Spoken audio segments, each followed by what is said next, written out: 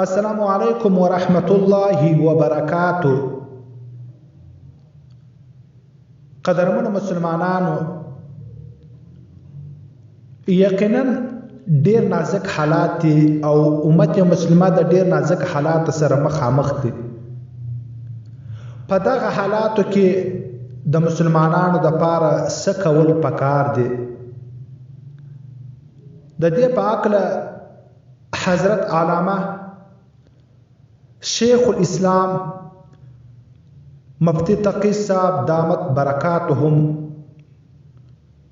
په اوسنی حالاتو کې د دې مبارک دعا بار بار ویلو توصیه کوي.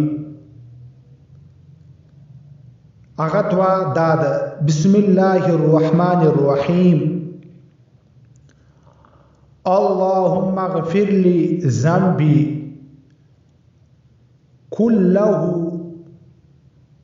دقه وجله وأوله وآخره وعلانيته وسره.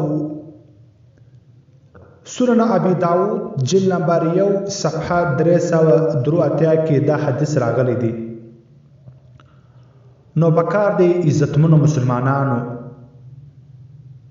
چې د دې دعا بار بار ویلو اهتمام وکړو او په کور کې وکشنیانو ته او زنانو ته او مشرانو ته دغه دعا ورزده کو او هغو ته د ویلو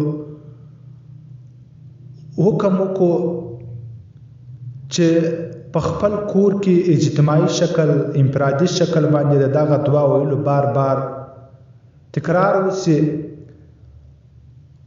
او دغه رقم په محله کې او ټول مسلمانانو ته دغه پیغام ورسوي. حق تعالی تبارک و تعالی دې پر دغه وسنی حالات باندې پر امت مسلمه باندې رحم وکړي او حق تعالی تبارک و تعالی دې دغه دعا ویلو بار بار توفیق موږ او تاسو ته نصیب کړي. واخر دعوانا ان الحمد لله رب العالمین.